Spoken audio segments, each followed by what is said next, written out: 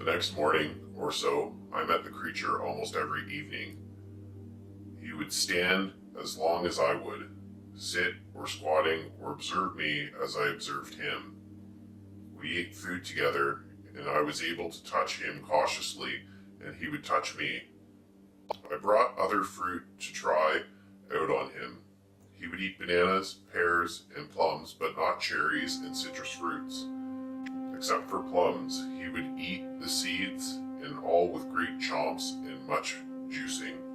At first he ate the bananas, peels and all, and later he would peel them as he mimicked my behavior.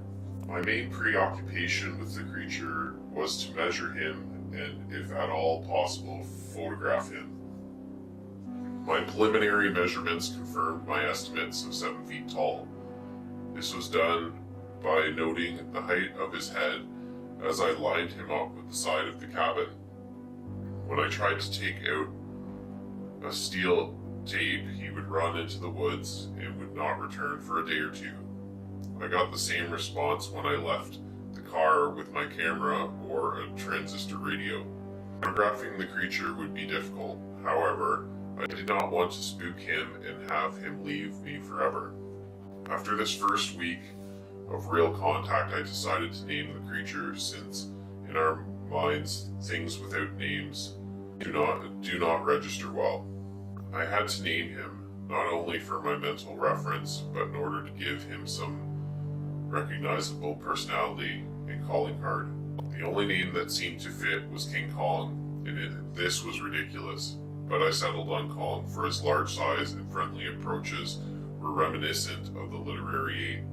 So Kong now was his name, and I could begin attaching a personality to it. Kong's arms were about the size of my muscles at his wrists and about 20 inches around at the muscle. His legs were perhaps 34 to 36 inches around at the crotch.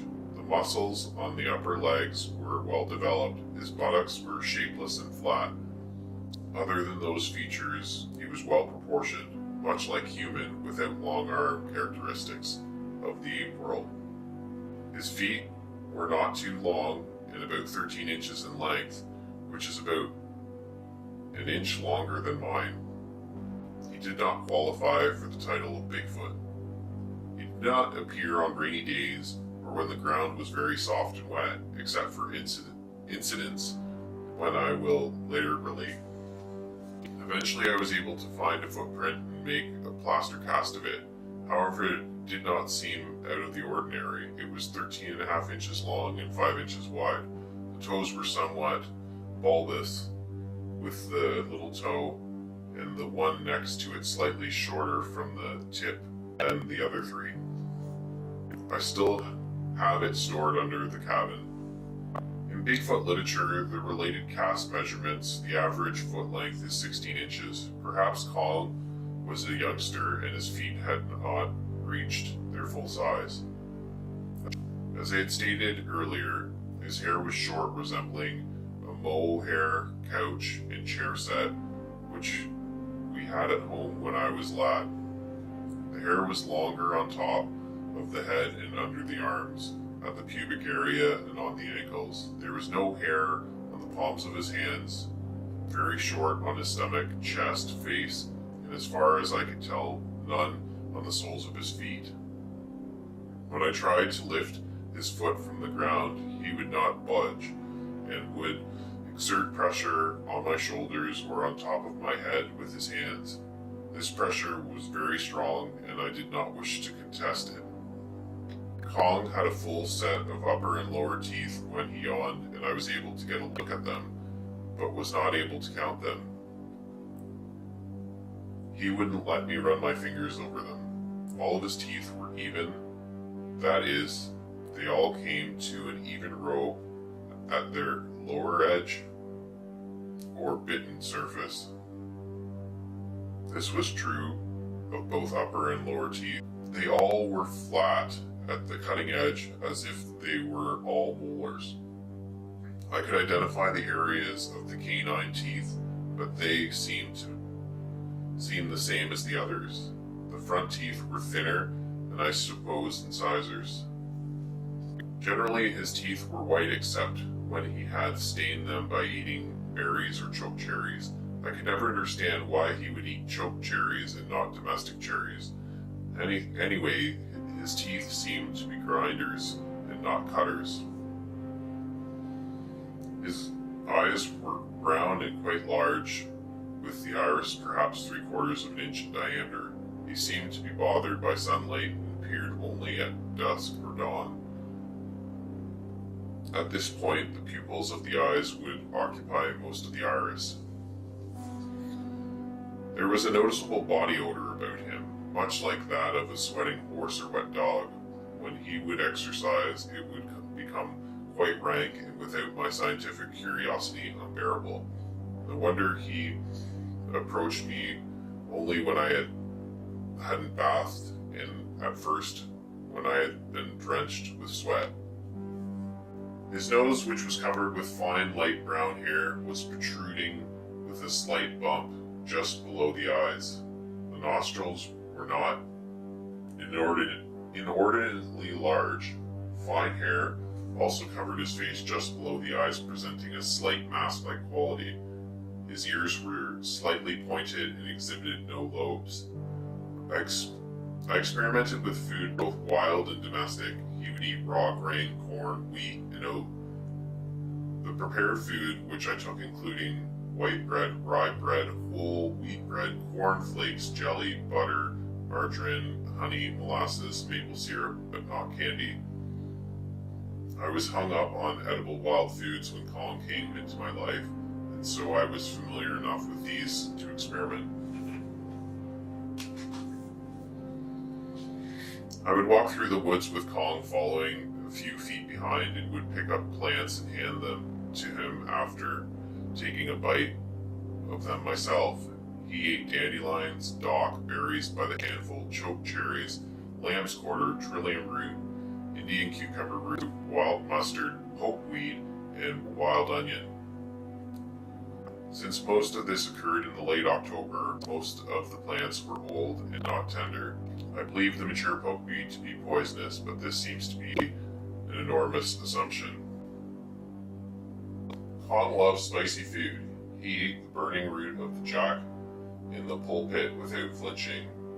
Any nature adventurer knows that the root of the jack in the pulpit is extremely hot and tortures the normal stomach. He did not flinch when I fed it to him without taking a bite myself. My first impression was that he might take the root and then never trust me again, but he loved it.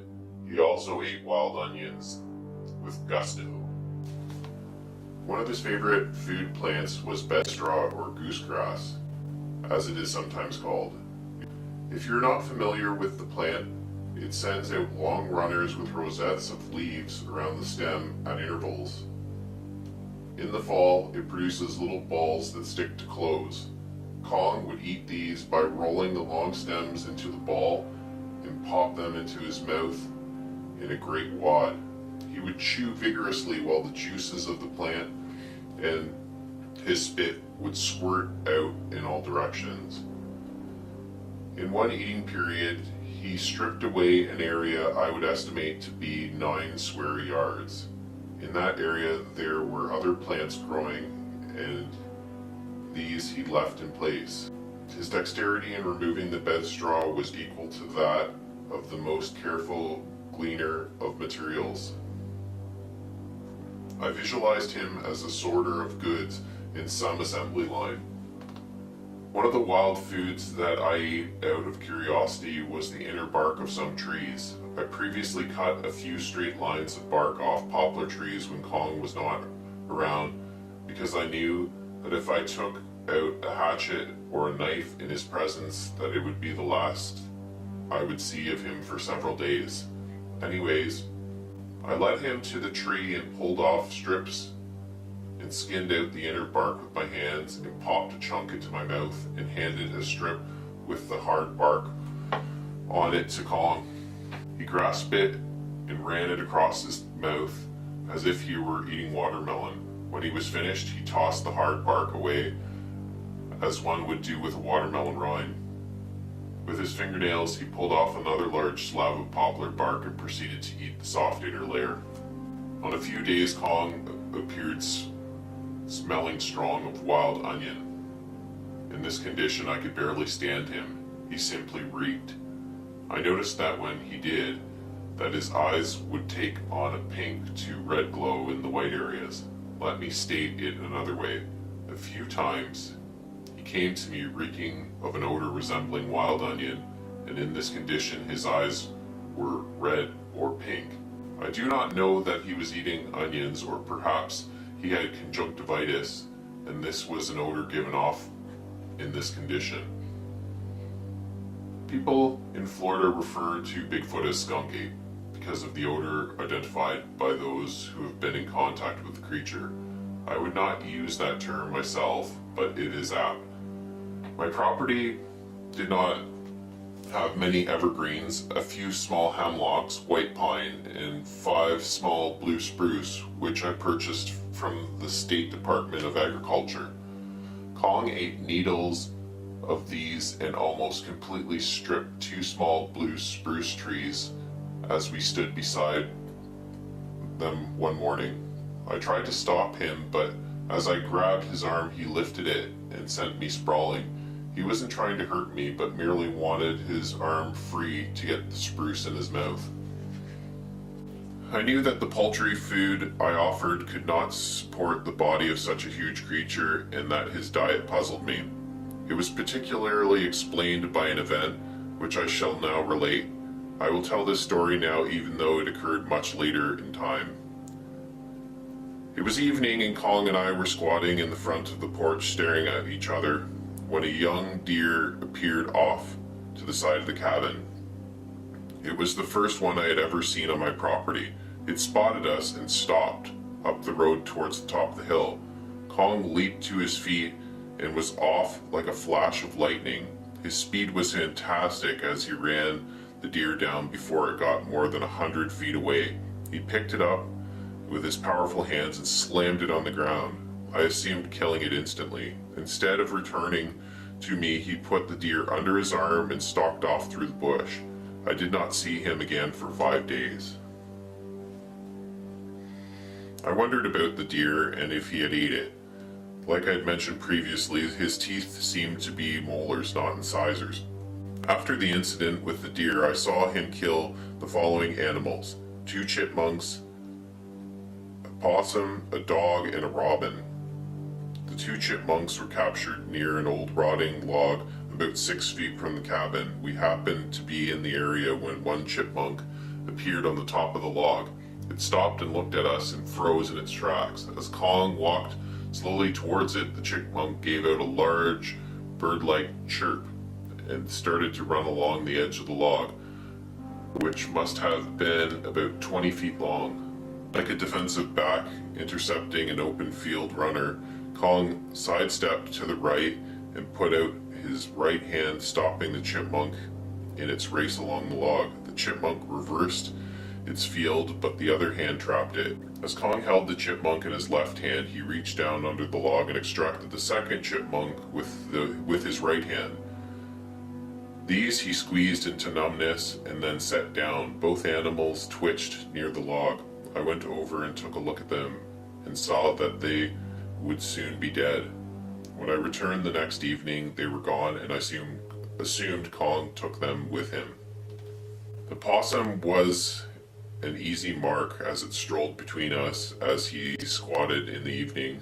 The squatting in the poor light of semi-darkness had such an aura of unreality that the possum, which was the size of a large cat, seemed to fit right into the surroundings. It had a white, bony face and a gray, rumpled fur. In the faded light, it appeared as wearing a ghost mask as it moved slowly between us. Kong moved over it and with a closed fist of his left hand knocked it on the head. He set the body of the animal out flat and stroked its rumpled fur with his hand. When he left, he took the carcass with him. The stroking of the fur was an act which puzzled me. What it meant is beyond my comprehension. Was it an act of kindness, or was it feeling of an artistic accomplishment, and every out-of-place detail of the fur had to be righted? Did he feel a real companionship with the animal, or did he simply like the feeling of stroking the fur? In many primitive human tribes, there are rituals entered into which are the participants' way of thanking the gods for providing the food. In some human primitive tribes, it is believed that the animal itself has its own protective god, and that the harvester must appease these deities in order to assume a continued bounty. One other incident of the nature now occurs to me. A small rabbit had run up to Kong. Most rabbits came around in the evening in the springs, but this was autumn, and not only were small rabbits a rarity, but this one seemed myopic, and it ran right up to Kong. The giant picked it up and cuddled it in his left hand and stroked it with his right hand for a long time. He then set the animal down. It hopped around on its feet for a few minutes and then bounced slowly into the underbrush. The dog incident seemed contrived. It was a medium-sized animal with whitish-yellow fur, and it approached us with much stiffening and barking. It thought that Kong would depart for the woods when the dog approached, but he stood there looking at me with a calm facial stare. I hollered at the dog and commanded it to leave. One thing I had learned about dogs is that you have to look them down, or rather stare them down, like Daniel Boone in a bear. If you run, the barking dog is most likely to become a biting dog and attack. When the dog got within a few feet of us, Kong turned and started to move swiftly away, with the dog growling at his heels. As if he had planned it, Kong wheeled about and with the edge of his hand caught the dog just below the ear. The dog flew about 10 feet and was of course dead. Like all other animals, the carcass was gone the next day.